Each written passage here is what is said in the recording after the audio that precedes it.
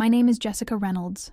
I'm 26 years old, and I'll never forget the moment I realized I was completely alone on what should have been the proudest day of my life. The auditorium at the University of Hawaii was packed with families, flowers, and the sound of cameras clicking as proud parents captured their children walking across that stage. The tropical breeze drifted through the open windows, carrying the scent of plumeria and the distant sound of waves crashing against Waikiki Beach. It was May 15th, 2024, and after 6 grueling years of juggling 2 jobs, night classes, and countless sacrifices, I was finally graduating with my bachelor's degree in business administration. I had spent the morning getting ready in my tiny studio apartment in Kalihi, carefully pressing my cap and gown, practicing my walk in heels I could barely afford. My hands were shaking as I applied lipstick, the same coral shade my grandmother used to wear. She would have been so proud to see me today, I thought, if she were still alive. The ceremony began at 2 o'clock sharp.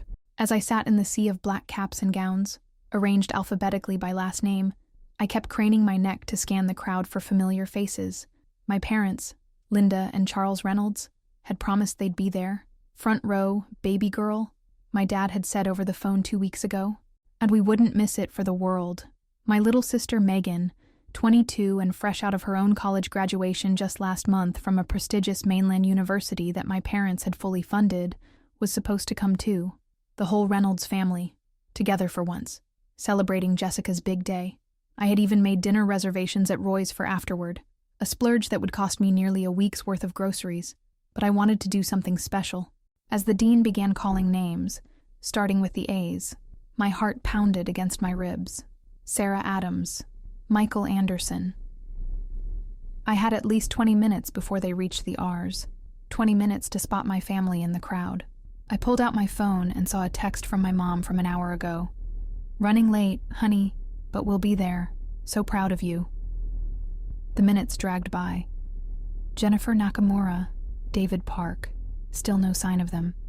I texted back, "Where are you sitting? Can't see you." No response. By the time they called Maria Rodriguez, my palms were sweating and my stomach felt like it was full of stones. I tried calling my dad, but it went straight to voicemail. Then my mom, same thing, Jessica Reynolds. The moment I had dreamed about for 6 years arrived, and I walked across that stage with a smile plastered on my face, scanning the audience one final time. Families cheered and applauded around me, but the section where my parents should have been sitting remained conspicuously empty.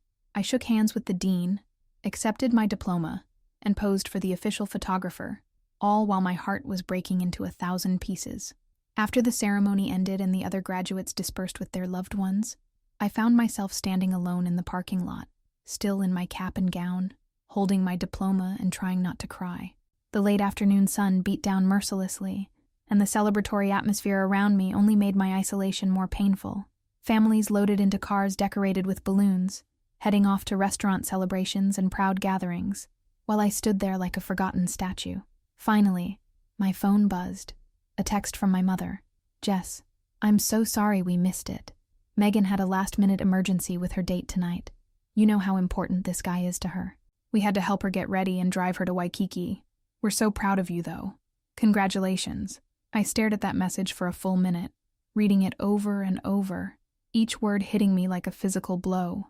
My sister's date, not a medical emergency, not a family crisis, not even something work-related. A date.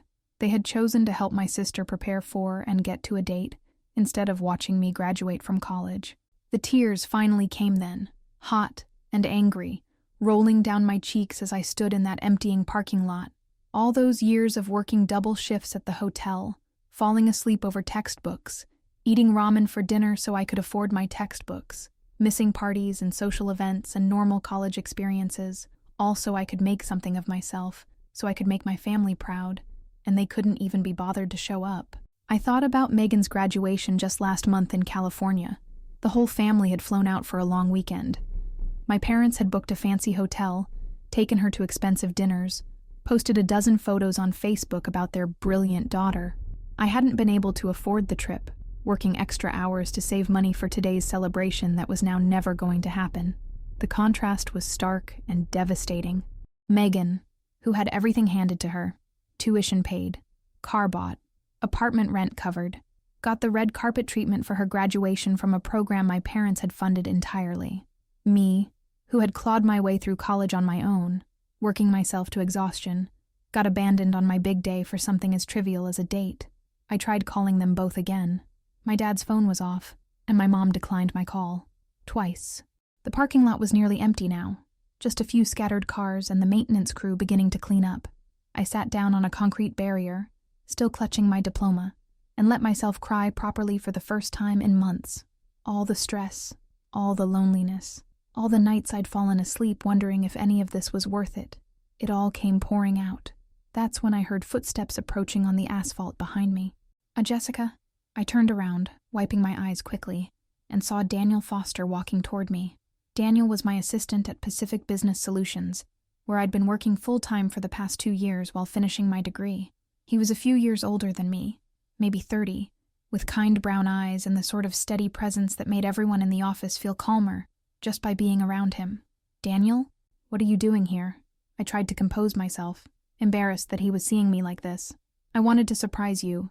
I know how hard you've worked for this. He was carrying a beautiful bouquet of white orchids and plumeria, my favorite flowers, though I'd never told him that. I thought you might like some friendly support. The kindness in his gesture made me start crying again, harder this time. Here was someone I worked with, not even family, who had taken time out of his Saturday to come celebrate with me, while my own parents couldn't be bothered. Hey, it's okay.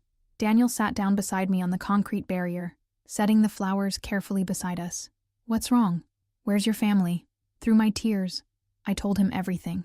About my parents missing the ceremony for Megan's date, about years of being the afterthought, about working my way through college while my sister got everything handed to her. Daniel listened without interrupting, his expression growing darker with each detail. When I finished, he was quiet for a long moment, staring out at the mountains in the distance. Jessica, he said finally, his voice careful and measured. There's something I need to tell you. Something I probably should have told you a long time ago. I looked at him through my tear-blurred vision, confused. What do you mean? It's about your grandfather, your mother's father, Robert Chen. My heart stopped. My grandfather had died when I was 15, and my family never talked about him much. I knew he'd been successful in business somehow, but the details were always vague. My mother would get uncomfortable whenever his name came up. What about him? I whispered. Daniel took a deep breath. Jessica, I wasn't completely honest about how I got my job at Pacific Business Solutions. I didn't just apply randomly. I was specifically assigned to work with you. Assigned? By who? By the law firm handling your grandfather's estate. I'm not just your assistant at work, Jessica. I'm also the executor of a trust that your grandfather set up specifically for you before he died. The world seemed to tilt sideways. What are you talking about? Your grandfather left you everything, Jessica. His entire estate. The house in Portlock, the investment properties, the business holdings, all of it. It's been sitting in trust for you until you turned 25 and graduated from college, both conditions that you've now met. I stared at him, unable to process what I was hearing.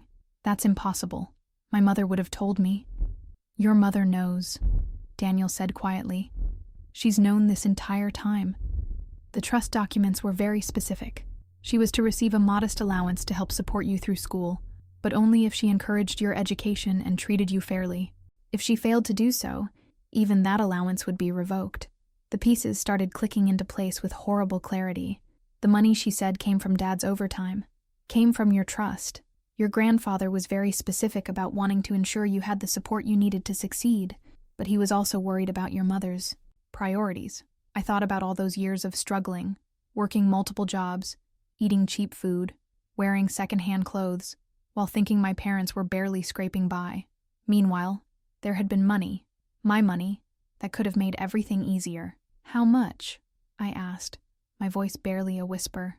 Daniel met my eyes. Jessica, you're worth approximately $12 million. $12 million. The words echoed in my head like a broken record as I sat there on that concrete barrier, staring at Daniel in complete shock. The graduation cap had fallen off my head at some point, and my hair was sticking to my tear-stained cheeks in the humid Hawaiian air. You're lying, I whispered, though even as I said it, I knew he wasn't.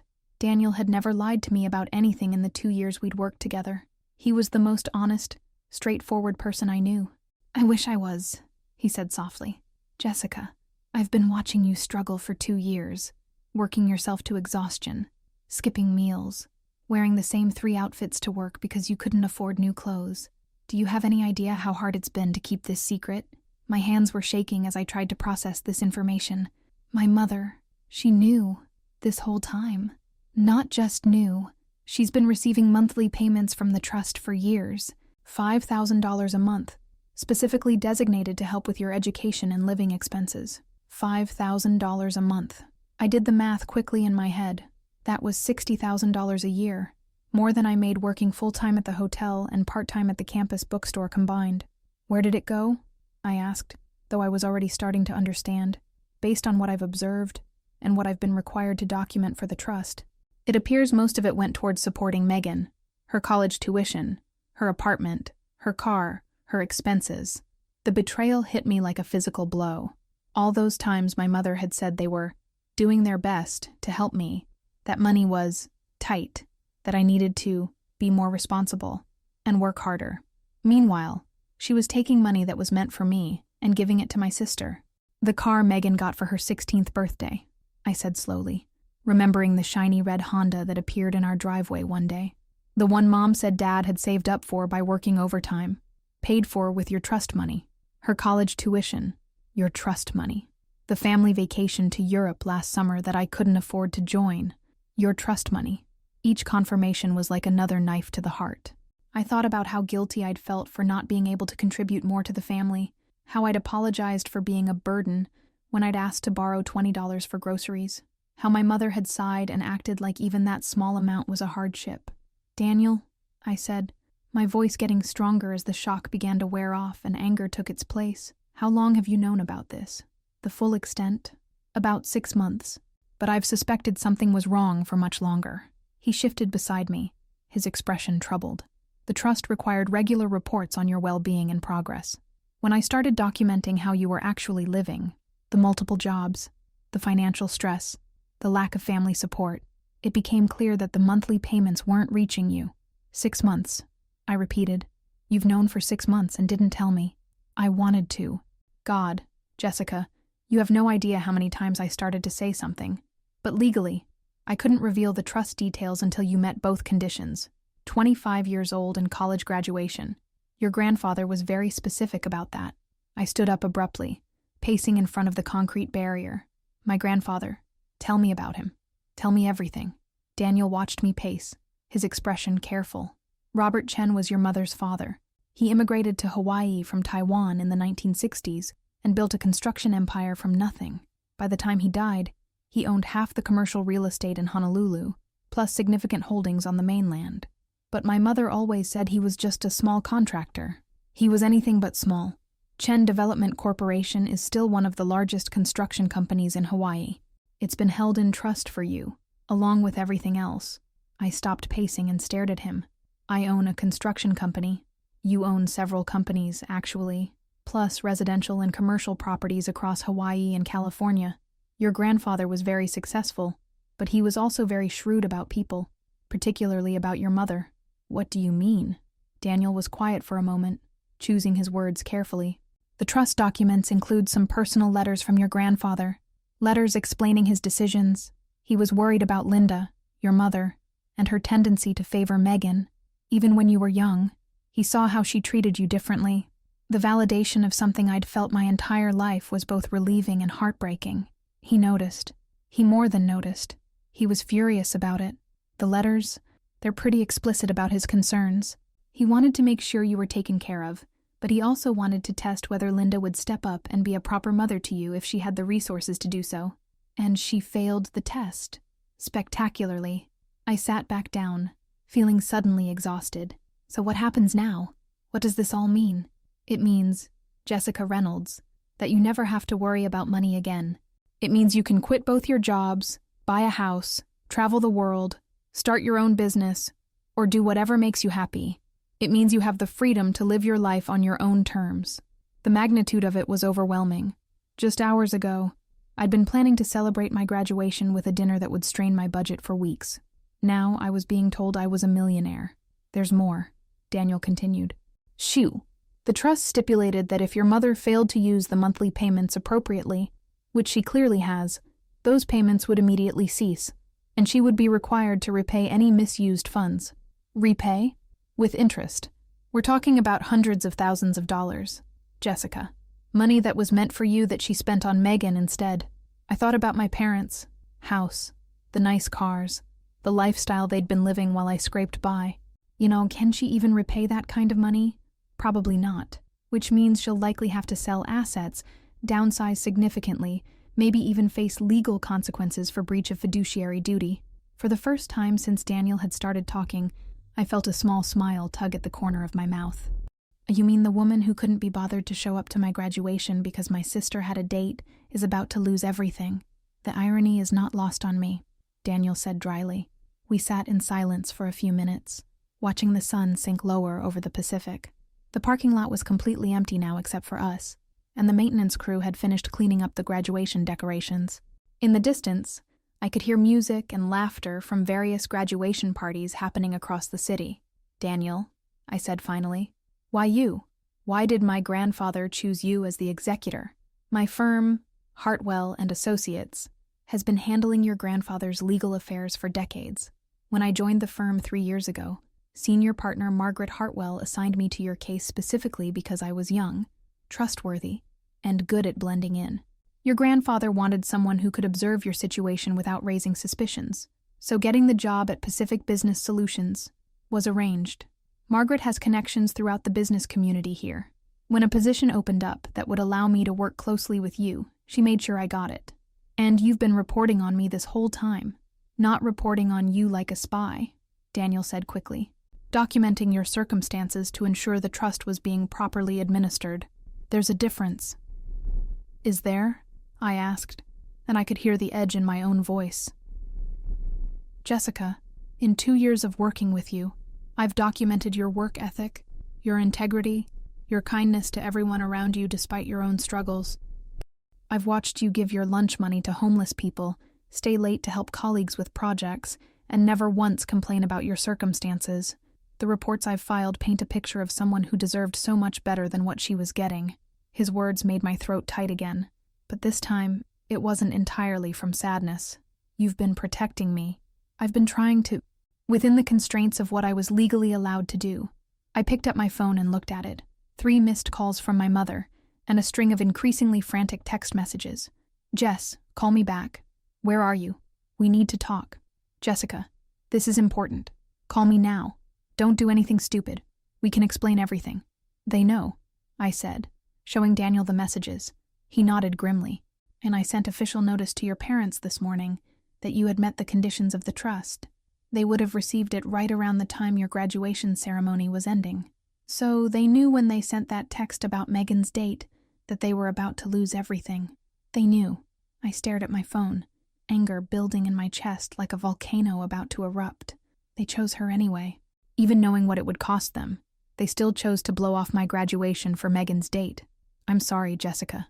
I know that must hurt. You know what the worst part is. I stood up again, this time with purpose instead of agitation. It's not even the money. It's that my grandfather, who I barely remember, cared more about my future than the people who raised me. A man who died 11 years ago showed me more love and consideration than my own parents. Daniel stood up too, and handed me the bouquet of flowers he'd brought. Your grandfather sounds like he was a wise man. He saw something special in you, and he was right. I took the flowers, breathing in their sweet fragrance. What happens next? Practically, Monday morning, we meet with Margaret Hartwell and go over all the details. Sign some paperwork, transfer some accounts, get you set up with proper financial management. By the end of the week, you'll have full access to everything. And my parents? We'll be hearing from our attorneys. The repayment demands alone will probably force them to sell their house and liquidate their savings. The lifestyle they've been living on your money is about to come to a very abrupt end. My phone started ringing. Mom calling. I looked at Daniel, then declined the call. I'm not ready to talk to them yet. You don't have to. In fact, I'd recommend against it until you've met with Margaret and fully understand your legal position. The phone immediately started ringing again. This time it was my father. Jessica, Daniel said gently, you should know that your parents are probably going to try every manipulation tactic they can think of. They're looking at financial ruin, and they're going to be desperate. I declined my father's call too. Let them be desperate. For 26 years, I was desperate for their love, their support, their basic acknowledgement that I mattered. They can see how it feels. There's something else, Daniel said. Your grandfather left personal letters for you. Letters he wrote in the months before he died, explaining his decisions and sharing memories of you as a child. Margaret has them in her office, waiting for you. That broke something open in me. He remembered me. He more than remembered you, Jessica. He believed in you. As we walked toward the parking structure, my graduation gown flowing behind me in the evening breeze, I felt like I was walking into a completely different life. This morning, I'd been Jessica Reynolds, the forgotten daughter, the family disappointment, the girl who had to work 3 times as hard for half the recognition. Tonight, I was someone else entirely. Someone with power, with options, with the means to never be ignored again. My phone buzzed with another text from my mother. Jessica, please, we love you. We can work this out as a family. I deleted it without responding. Some things, I was beginning to understand, were too broken to be worked out. The weekend passed in a blur of ignored phone calls and sleepless nights. I'd turned my phone off completely by Sunday morning, unable to handle the constant buzzing of messages from my parents, and even a few from Megan, who apparently had been filled in on the situation. I spent most of Saturday walking along Waikiki Beach, still processing everything Daniel had told me. The familiar sound of waves and the warm sand beneath my feet usually calmed me, but my mind was racing too fast for peace. Every memory from my childhood was being re-examined through this new lens. Every time I'd been overlooked, every sacrifice I'd made that went unacknowledged, every moment I'd felt like the unwanted child finally made sense. Sunday, I did something I'd never done before in my adult life. I called in sick to work at the hotel. I wasn't actually sick, but I knew I couldn't face serving tourists breakfast and pretending to be cheerful while my entire world had been turned upside down. Instead, I sat in my tiny apartment, staring at my college diploma on the kitchen counter, and tried to imagine what having $12 million actually meant. Monday morning arrived gray and drizzly, unusual for Honolulu in May. I dressed carefully in the one good business suit I owned, a navy blue outfit I'd bought at a thrift store 2 years ago for job interviews. It seemed absurd now, getting dressed up to claim an inheritance that would make the cost of a new wardrobe irrelevant. But I needed the armor that professional clothing provided. Daniel picked me up at 9, looking unusually serious in a charcoal gray suit I'd never seen him wear to our regular office. "Ready for this?" he asked as I got into his car. "I don't think anyone can be ready for something like this," I admitted. "But let's do it." The law offices of Hartwell & Associates were in a gleaming high-rise in downtown Honolulu, with floor-to-ceiling windows overlooking the harbor. I'd passed this building hundreds of times, but never imagined I'd have reason to go inside. The marble lobby and expensive artwork made me acutely aware of my thrift store suit and scuffed shoes.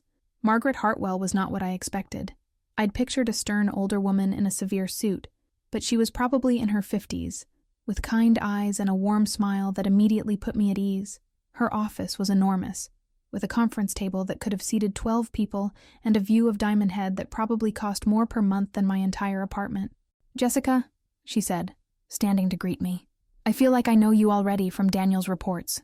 Please, sit down. I imagine you have a lot of questions." "That's an understatement," I said, taking a seat at the conference table.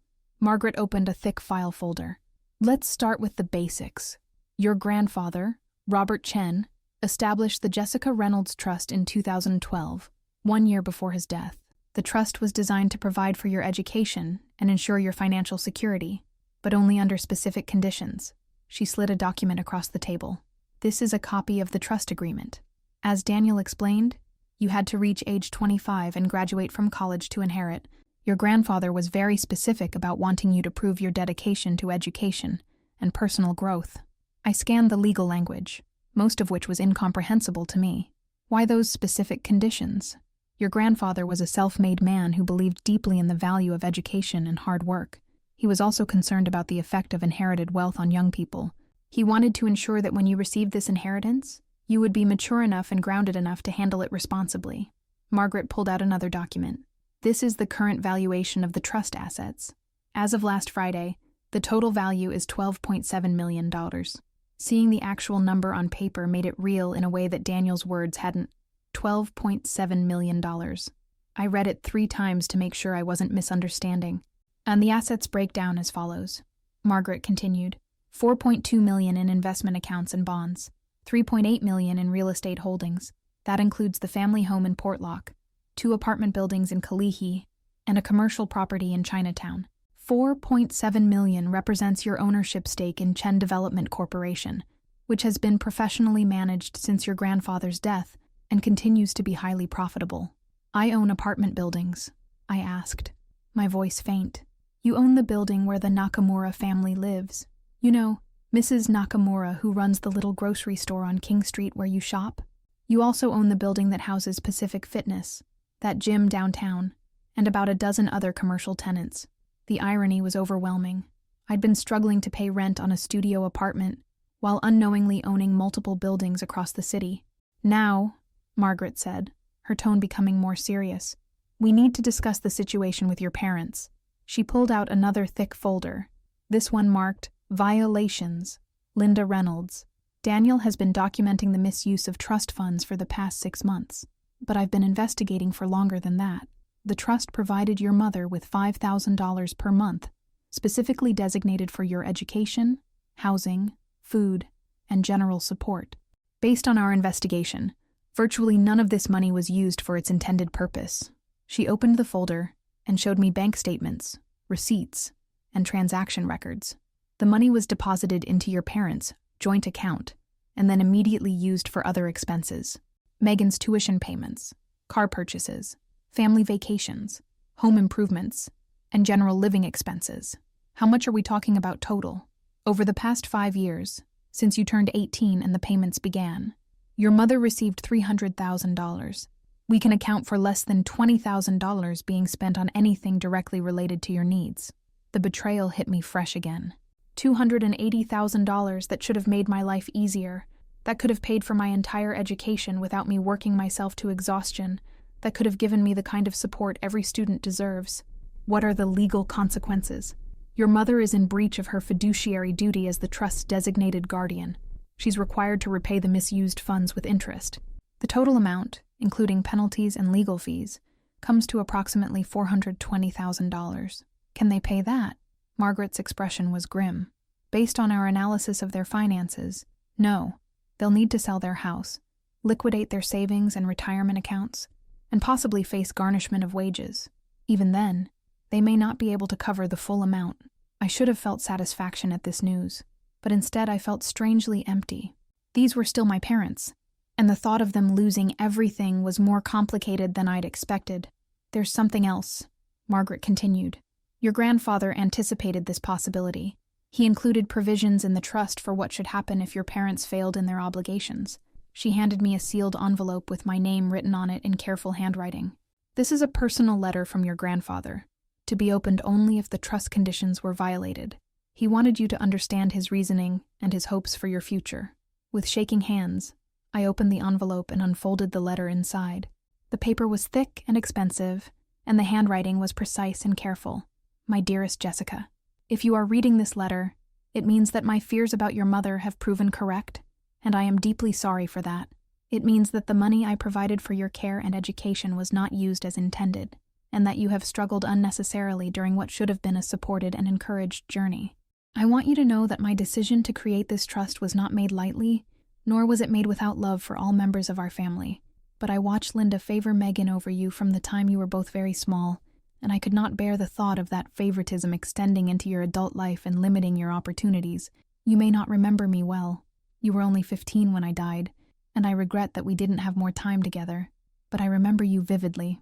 You were the child who helped me in the garden, who asked thoughtful questions about my work, who showed kindness to everyone regardless of their circumstances.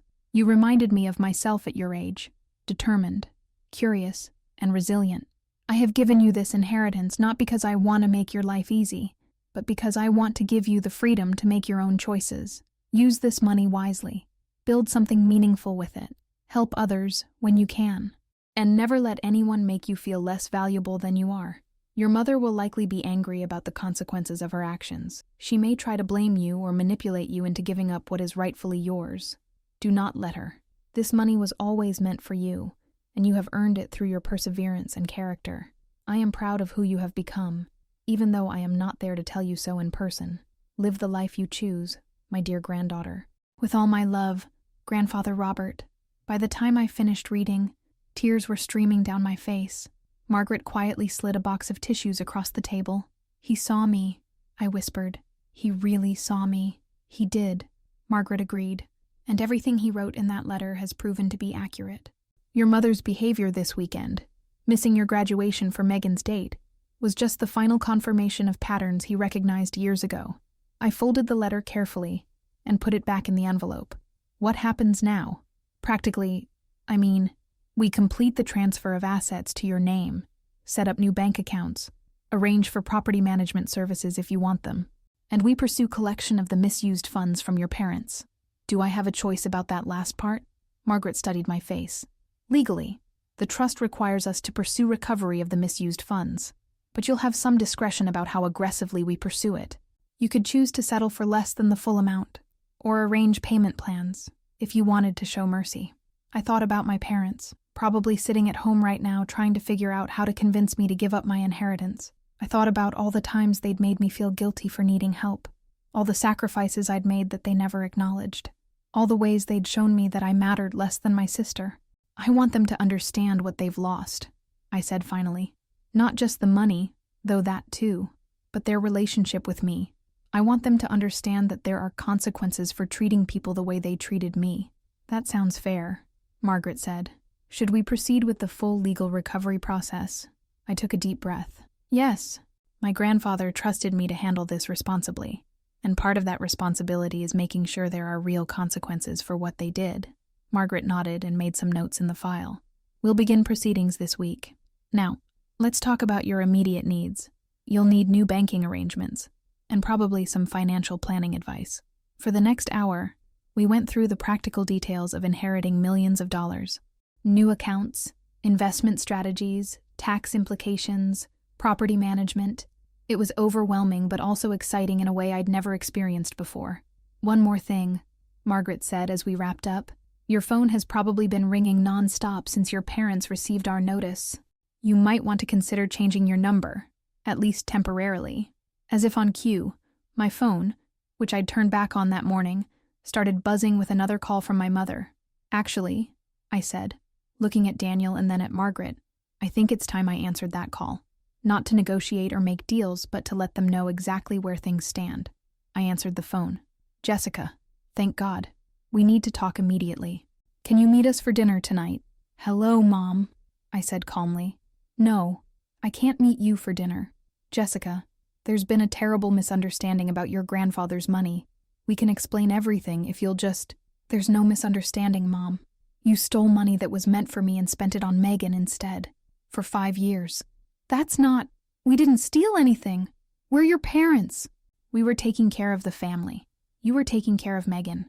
I was taking care of myself. There was silence on the other end for a moment. Jessica, honey, you're upset about the graduation thing, and I understand that. But you can't let that cloud your judgment about the family. The graduation thing, as if missing the most important day of my life for my sister's date, was just a minor oversight. Mom, I said, and my voice was steadier than I'd ever heard it. I'm not upset about the graduation thing. I'm done with the graduation thing. I'm done with being the daughter you only remember when it's convenient. I'm done with working myself to exhaustion while you live off money that was supposed to support me. You can't be serious about this legal action. We're your parents. Being my parents was supposed to mean something. It was supposed to mean you cared about my education, my future, my happiness. Instead, it meant I was a source of income for Megan's lifestyle. Jessica, I'm going to hang up now, Mom. If you want to communicate with me going forward, you can do it through my attorney. I ended the call and immediately turned to Margaret. Can you handle all communication with them from now on? Absolutely. It's probably for the best. As we left the law office that afternoon, I felt lighter than I had in years. Not just because of the money, though that was certainly part of it, but because for the first time in my life, I had the power to set boundaries and enforce them. My grandfather had given me more than financial security. He'd given me the freedom to never accept being treated as less than I was worth again. The next 2 weeks passed like a whirlwind of paperwork. Bank appointments, and the surreal experience of learning how to be wealthy. Margaret had connected me with a financial advisor, a property management company, and even a personal shopper who helped me buy clothes that actually fit properly and didn't come from thrift stores. I quit both my jobs, the hotel and the campus bookstore, with a satisfaction I'd never experienced before. My manager at the hotel actually had the nerve to act offended that I was only giving 2 weeks' notice after everything they'd done for me. I didn't bother explaining that working 60-hour weeks for barely above minimum wage while being treated like I should be grateful for the privilege wasn't exactly a favor. Daniel and I had been spending a lot of time together during this transition, and somewhere between the bank meetings and property tours, our relationship had shifted from professional to something more personal. He'd taken vacation time to help me navigate everything, and I was starting to understand that his interest in my well-being went beyond his duties as a trust executor. I said, as we sat in my new living room. I'd bought a penthouse condo in Waikiki with an ocean view that still took my breath away. I never thanked you properly for what you did at graduation. You don't need to thank me, Daniel said, looking up from the documents we'd been reviewing. I should have found a way to tell you sooner, but you couldn't, legally. I understand that now. I curled up in my new leather armchair, still amazed that I owned furniture that wasn't assembled from a box. What I don't understand is why you cared enough to be there that day. Daniel was quiet for a moment, setting down his papers.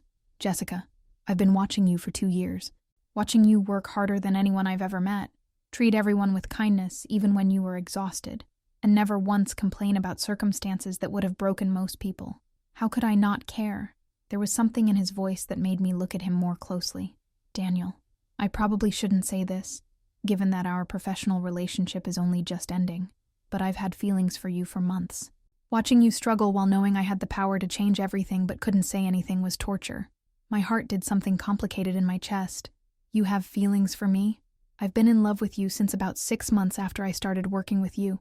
You were staying late one night to help train a new employee, even though you hadn't eaten lunch because you'd given your meal money to a homeless woman outside the building. I bought you dinner from the Thai place down the street, and when you smiled at me, that was it for me. I remembered that night. I'd been so touched that someone had noticed I was hungry and cared enough to do something about it. I thought you were just being nice. I was being nice, but I was also completely smitten. The revelation changed the entire context of the past 2 years. All those times Daniel had seemed to anticipate my needs at work, had made sure I got the easier assignments when I looked exhausted, had somehow always had an energy bar or a bottle of water when I needed one. You were taking care of me, I realized, as much as I could, given the constraints I was working under. I got up from my chair and walked to the floor-to-ceiling windows that looked out over the Pacific. The sun was setting, painting the sky in brilliant oranges and pinks that reflected off the water. A year ago, I could never have imagined living somewhere with a view like this. 6 months ago, I could never have imagined having someone care about me the way Daniel did. My whole life, I said, not turning around, I've felt like an afterthought. Like I had to earn love and attention by being perfect, by never asking for anything, by making myself as small and undemanding as possible. I heard Daniel get up and walk over to stand behind me, close enough that I could feel his warmth but not touching. You never have to make yourself small again, he said softly. I turned to face him. Daniel, I need to ask you something, and I need you to be completely honest. Always. Would you have developed feelings for me if you hadn't known about the trust? If I'd just been the struggling girl you worked with no money and no prospects? He looked hurt by the question, but he considered it seriously before answering. Jessica, the trust was never what made you attractive to me. Your resilience did. Your kindness did. The way you treated everyone with dignity regardless of their status did. The fact that you were working 3 jobs and still found time to help colleagues with their projects did. If anything, knowing about the inheritance made it harder to approach you, not easier. Why? Because I knew that eventually you'd be wealthy, and I worried you'd think I was interested in your money. I worried you'd never be able to trust that my feelings were genuine. His honesty disarmed me completely. I'm sorry I asked. It's just, this is all so overwhelming. 2 weeks ago, I was counting pennies for groceries, and now I'm worried about people wanting me for my money. That's understandable. But Jessica, look at me. He waited until I met his eyes. I fell in love with the woman who shared her lunch with stray cats behind the office building, the woman who remembered everyone's birthday, and somehow found money for cards even when she was broke. The woman who worked herself sick, but never let it make her bitter. That woman didn't have any money, and she was the most attractive person I'd ever met. Something tight in my chest loosened. "Daniel." My phone rang, interrupting the moment. I glanced at it and saw it was Margaret calling. "I should take this," I said apologetically.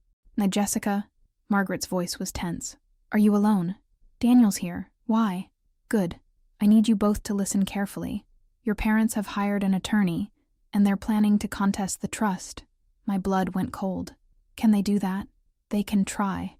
Their argument is going to be that your grandfather was suffering from dementia when he created the trust, and that the conditions were unreasonable and designed to punish them rather than help you. But that's ridiculous. The trust has been in effect for over 10 years. I know. And we have medical records proving your grandfather was completely competent when he signed the documents. But they're desperate, and they're going to make this as difficult as possible." Daniel moved closer to me, and I put the phone on speaker so he could hear. "What does this mean practically?" Daniel asked. "It means they're going to try to freeze the assets while the case is pending. They're also going to claim that Jessica was manipulated by Daniel and by our firm, and that she's not mentally competent to make decisions about this amount of money. They're going to claim I'm incompetent." My voice came out higher than I intended. "It's a common tactic when large inheritances are involved. They'll point to your age, your financial inexperience, your emotional state following their betrayal. They'll try to paint you as a victim who's being taken advantage of by greedy lawyers and a manipulative boyfriend." "Boyfriend?" I looked at Daniel, who had the grace to look embarrassed. "They've apparently been having you watched since the trust transfer. They have photos of you and Daniel together, entering and leaving various locations. They're going to argue that he seduced you to gain access to the inheritance." The violation of being spied on by my own parents was almost as infuriating as their legal maneuvering. How long could this contest take? If they're really committed to fighting it, possibly years, and it will be expensive and emotionally draining. They're counting on you getting tired of the battle and agreeing to a settlement that gives them a significant portion of the inheritance. I sank into the armchair, suddenly exhausted. So they're going to drag this out forever, make my life miserable, and try to destroy my reputation and my relationship with Daniel in the process. That appears to be their strategy. "Yes." Daniel reached over and took my hand. "We'll fight this, Jessica. We have the truth on our side. The truth doesn't always win," I said bitterly. "And they know that. There is another option," Margaret said carefully. "We could offer them a settlement. Not the full amount they're claiming they're owed, but enough to make them go away." "How much?" "They're claiming they deserve half the inheritance because they raised you and supported you through college. Obviously, that's absurd, given that they actually did the opposite. But we might be able to settle for a much smaller amount, say $200,000 or $300,000, to avoid the litigation." I thought about this for a long moment. $200,000 or $300,000 was more money than I'd seen in my entire life before 2 weeks ago. It would be easy to just give it to them and be done with it. But then I thought about my grandfather's letter, about his specific instructions that I should never let anyone make me feel less valuable than I was, about the 5 years of stolen money and the lifetime of being treated as secondary. "No," I said firmly. "Absolutely not." "Jessica," Margaret said, "I want to make sure you understand what you're choosing. This could be a very ugly legal battle. Let it be ugly. They've been making my life ugly for 26 years. The difference is now I have the resources to fight back." Daniel squeezed my hand. "Are you sure?" "I'm sure. My grandfather didn't leave me this money so I could hand it over to the people who mistreated me. He left it to me so I could build something better." "There's something else," Margaret said. "If we're going to fight this properly, we need to go on the offensive. We need to file our own lawsuit for the misused trust funds, and we need to be prepared to present evidence of their favoritism toward Megan and their neglect of your needs." "What kind of evidence?" "School records showing the difference in their involvement with you versus Megan. Financial records proving the disparity in what they spent on each of you. Testimony from teachers, neighbors, family friends about how they treated you differently." The idea of airing my family's dysfunction in court was mortifying, but also strangely liberating. So everyone will know the truth about how they treated me. Everyone will know. And Jessica, there's one more thing. If we're going to prove their pattern of favoritism, we're going to need Megan's cooperation. Megan? My sister had been notably quiet during all of this drama. I'd expected her to be calling me constantly, trying to mediate or defend our parents, but I'd heard nothing from her. She's the key witness to their different treatment of you both. Without her testimony, it becomes much harder to prove the pattern of behavior that justified your grandfather's concerns. And if she won't cooperate, then we'll subpoena her. But it would be better if she cooperated voluntarily.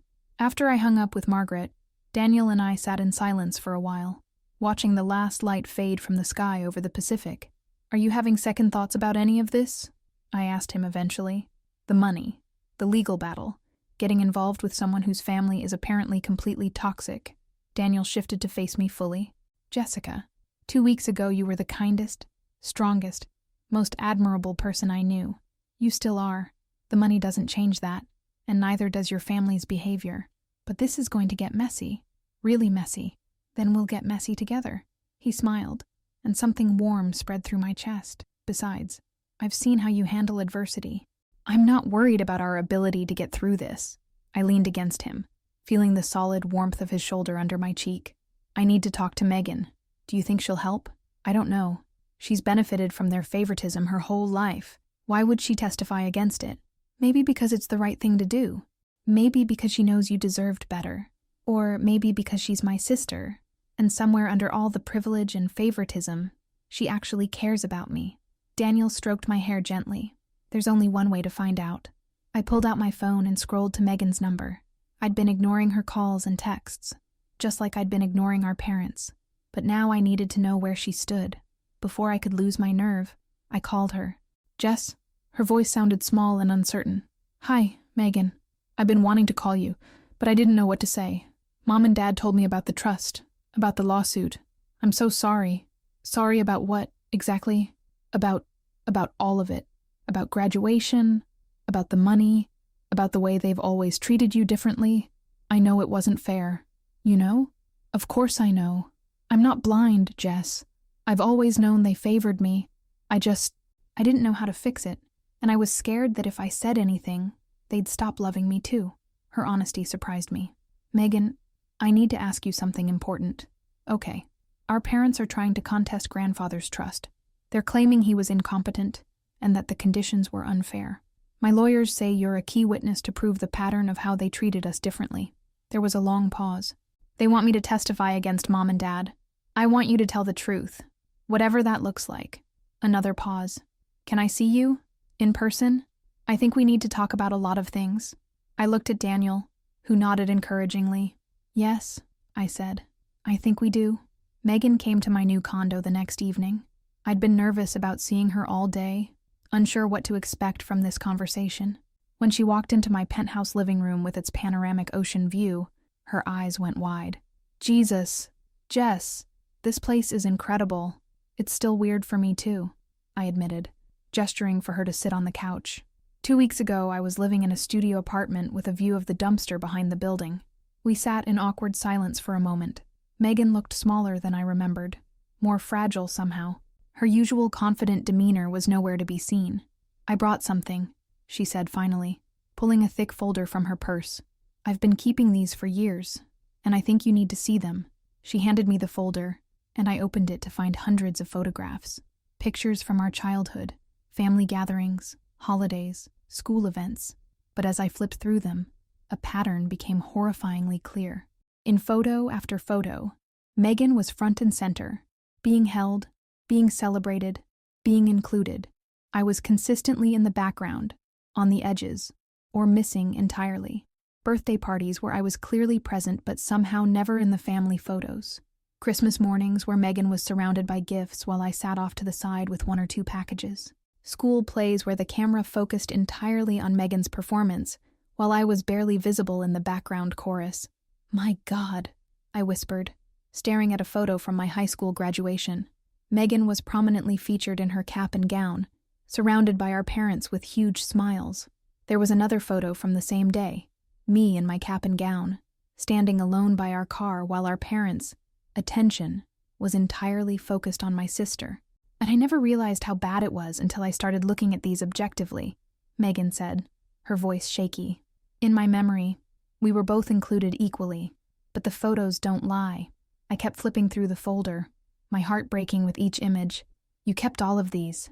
"I kept them because I loved having pictures of our family, but looking at them now, Jess, I'm so sorry. I'm so sorry. She was crying now, tears streaming down her face.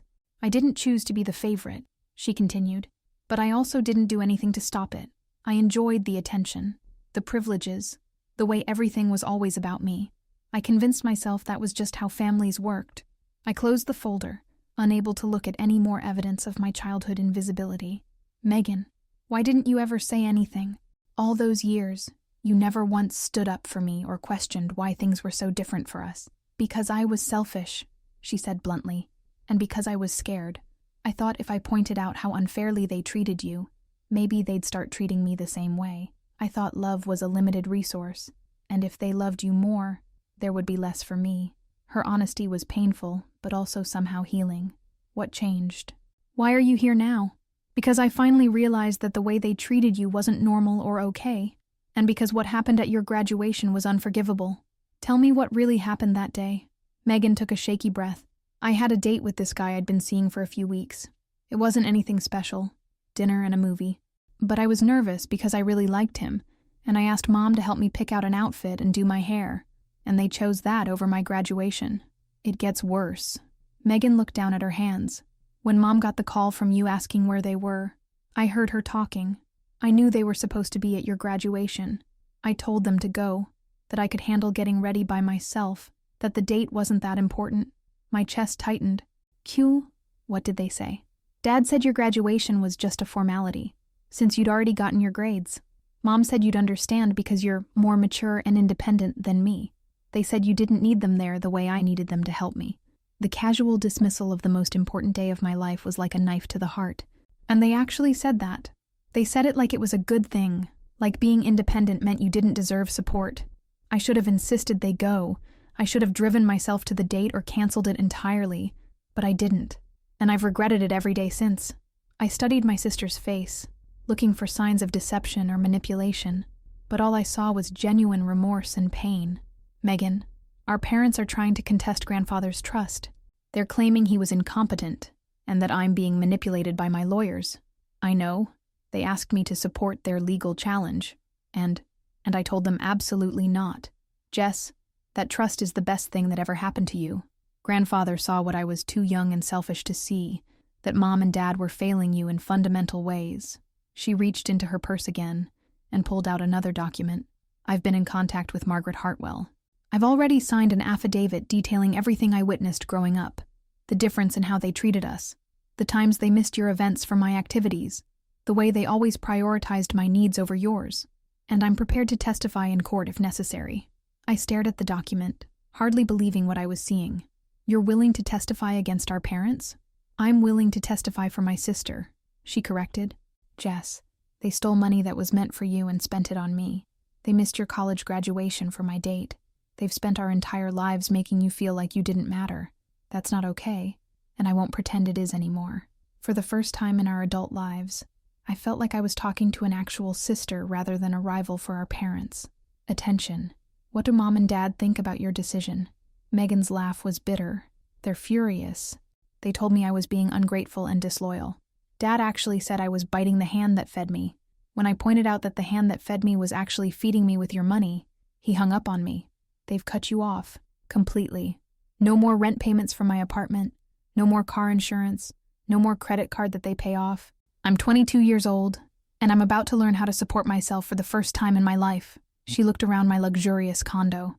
It's terrifying, but also kind of liberating.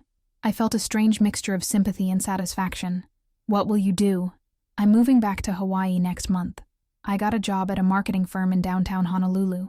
It doesn't pay much, but it's a start. I figured it was time I learned what the real world was like, the way you've known your whole life. The irony wasn't lost on me. Just as I was inheriting millions, my sister was experiencing financial independence for the first time.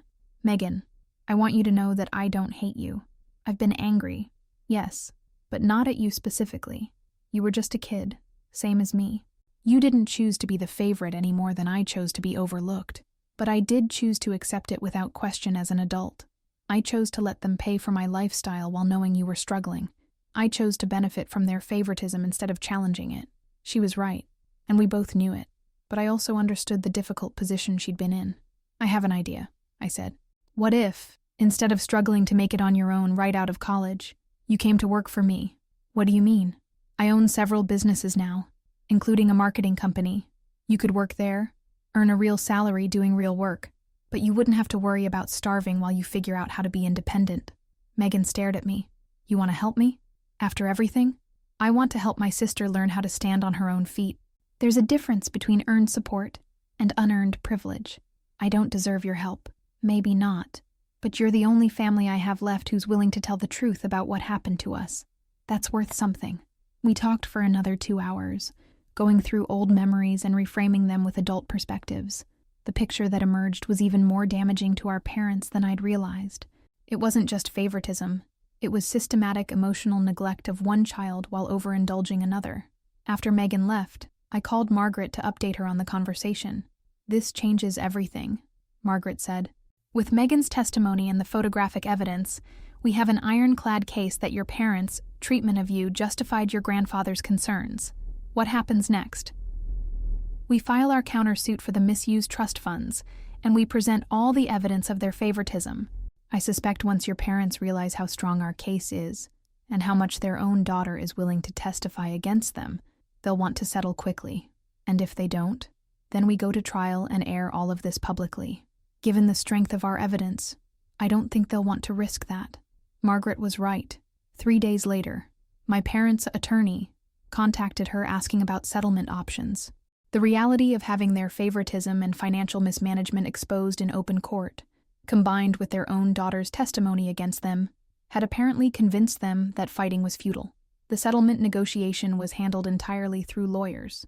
My parents agreed to drop their contest of the trust in exchange for me accepting a partial repayment of the misused funds, $200,000 instead of the full $420,000 they owed. They would sell their house, downsize significantly, and stay out of my life permanently. I agreed to the settlement not because I was being generous, but because I wanted it to be over. I wanted to start my new life without the constant threat of legal battles hanging over me. The final papers were signed on a Thursday morning in July, exactly 2 months after my graduation. I walked out of Margaret's office feeling lighter than I had in years. Daniel was waiting for me in the lobby. "How do you feel?" he asked as we walked toward the elevators. "Free," I said, and I meant it. For the first time in my life, I feel completely free. We rode the elevator to the ground floor in comfortable silence. As the doors opened to the bright Hawaiian sunshine, I thought about my grandfather's letter and his hope that I would use this freedom to build something meaningful. "Daniel," I said as we walked toward his car, "I've been thinking about what I want to do with the businesses I inherited." "Oh, I want to create a scholarship program for students like I was, ones who are working multiple jobs to put themselves through school, ones whose families can't or won't support their education, ones who need someone to believe in them." Daniel stopped walking and turned to face me, his expression soft. "Jessica, that's perfect. I want to call it the Robert Chen Foundation, and I want the first recipient to be someone who's graduating from the University of Hawaii business program next spring, someone whose family probably won't be there to celebrate with them. You're going to change someone's life, the way my grandfather changed mine, the way you changed mine." Daniel reached for my hand, lacing our fingers together. "What about us? Where do we go from here?" I looked at him. This man who had watched over me for 2 years, who had celebrated my graduation when my own family wouldn't, who had helped me navigate the most overwhelming period of my life with patience and kindness. "I think," I said, "we go forward together. No more secrets, no more professional obligations keeping us apart. Just us, figuring out what comes next." I like the sound of that. As we drove back toward Waikiki, I felt my phone buzz with a text message. For a moment, my old anxiety flared. Months of harassment from my parents had trained me to dread unexpected calls and messages. But this text was from Megan. "Started my new job today. It's scary but exciting. Thank you for giving me a chance to earn my own way. I love you, sis." I showed the message to Daniel, who smiled. "Looks like you're getting your sister back too." "Yeah," I said, watching the ocean sparkle in the afternoon sun as we drove along the coast. "I think maybe I am." 6 months later, I was standing in the same auditorium where I had graduated alone, watching the University of Hawaii's winter commencement ceremony. But this time, I wasn't sitting with the graduates. I was sitting in the front row of the audience, holding a bouquet of white orchids and plumeria. When they called Sarah Martinez's name, the first recipient of the Robert Chen Foundation scholarship, I stood and cheered louder than anyone else in the room. Sarah had worked 3 jobs to pay for school, just like I had.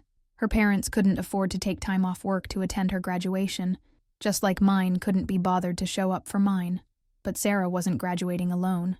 She had me and Daniel and Megan, who had helped me select the scholarship recipients. She had a small crowd of people who believed in her potential and wanted to celebrate her achievements. After the ceremony, Sarah found us in the crowd, tears streaming down her face. "I can't believe this is real," she said, clutching her diploma. "I can't believe someone I've never met cared enough to make this possible." "Your grandfather would have been so proud," Daniel whispered in my ear as I hugged Sarah. I thought about the letter from my grandfather, about his hope that I would help others and build something meaningful. I thought about the graduation day that had felt like the worst day of my life, but had actually been the beginning of everything good that came after. He would have, I agreed. And I think he'd be proud of the woman his granddaughter became too. As we left the auditorium that evening, I realized that my story had come full circle. I'd started as the forgotten daughter, sitting alone after her graduation, feeling like she didn't matter to anyone. Now I was the woman who made sure other people never had to feel that way. My grandfather had given me more than money. He'd given me the power to rewrite not just my own story, but other people's stories too. And that, I thought, as Daniel took my hand and we walked into the warm Hawaiian night, was the best inheritance of all.